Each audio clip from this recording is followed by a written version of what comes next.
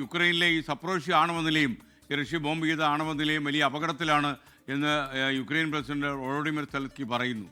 എന്നാൽ ഇസ്രയേൽ ഈ റഷ്യ പറയുന്ന വ്യാജ കമാൻഡ് ഓപ്പറേഷൻ നടത്തി നാറ്റോ സഖ്യത്തെ യുദ്ധത്തിലിറക്കാനുള്ള യുക്രൈൻ്റെ തന്ത്രമാണെന്നാണ് ആരോപണം. ഈ സപ്രോഷ്യ ആണവ നിലയത്തെക്കുറിച്ച് കൂടുതൽ വിവരങ്ങൾ എന്തെങ്കിലും കിട്ടിയോ? ഈ സഫ്രോഷ്യ ഒരുപക്ഷെ അവിടെ യൂറോപ്പിലെ തന്നെ ഏറ്റവും വലിയ ആണവ കേന്ദ്രങ്ങളിൽ ഒന്നാണ്. സഫ്രോഷ്യയിൽ നേരത്തെ റഷ്യ ബോംബ് ചെയ്ത് അവിടുത്തെ ഇലക്ട്രിസിറ്റി പവർ ഗ്രിഡ് കട്ട് ചെയ്ത് കളഞ്ഞിരുന്നു. ഇപ്പോൾ ഡീസൽ ഇതിലാണ് അത് പ്രവർത്തിച്ചുകൊണ്ടിരിക്കുന്നത്. റഷ്യയുടെ കൈവശമാണ്. ഇപ്പോൾ ഡീസൽ ഇതായിട്ടുള്ള ജനറേറ്ററുകളൊക്കെ നിലച്ചിരിക്കുന്നു. 7 ദിവസമായി യഥാർത്ഥത്തിൽ അതിൻ്റെ റിയാക്ടറുകളൊക്കെ പൂട്ടിയിരിക്കുകയാണ്. പക്ഷെ അത് കൂളിംഗ് നടത്തിയില്ലെങ്കിൽ ആണവ വികിരണം ഉണ്ടാവാം, വലിയ ആണവ ചോർച്ച ഉണ്ടാവാം.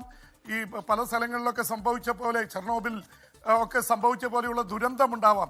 അത് വലിയ അപകട നിലയിലേക്ക് എത്തിയിരിക്കുന്ന 7 ദിവസമായിട്ട് കൂളിംഗ് ഇല്ല, വലിയ അപകടത്തിലേക്ക് പൊട്ടിത്തെറിയിലേക്ക് പോകുമെന്നാണ് യുക്രൈൻ്റെ പ്രസിഡന്റ് വോളോഡിമിർ സെലൻസ്കി പറയുന്ന.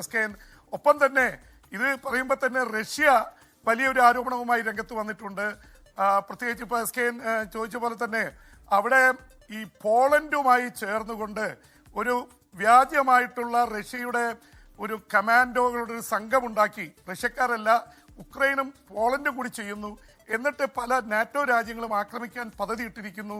അതിൻ്റെ രീതിയിൽ ചില കാര്യങ്ങൾ നടക്കുന്നുണ്ട്. അത് നടന്നാൽ നാറ്റോയിലെ 30 രാജ്യങ്ങൾ കൂടി ഉക്രൈനോടൊപ്പം യുദ്ധത്തിനിറങ്ങി റഷ്യക്കെതിരെ തിരിയാനുള്ള വളരെ തന്ത്രപരമായ നീക്കമാണ് ഉക്രൈൻ നടത്തുന്നത് എന്നുള്ള ആരോപണമാണ് റഷ്യ ഉന്നയിച്ചിരിക്കുന്നത്. ഈ മണിക്കൂറുകളിൽ ഇതൊക്കെ പറയുമ്പോഴും റഷ്യയുടെ ആക്രമണം തെക്കൻ ഉക്രൈനിലും കിഴക്കൻ ഉക്രൈനിലും നടക്കുകയാണ്.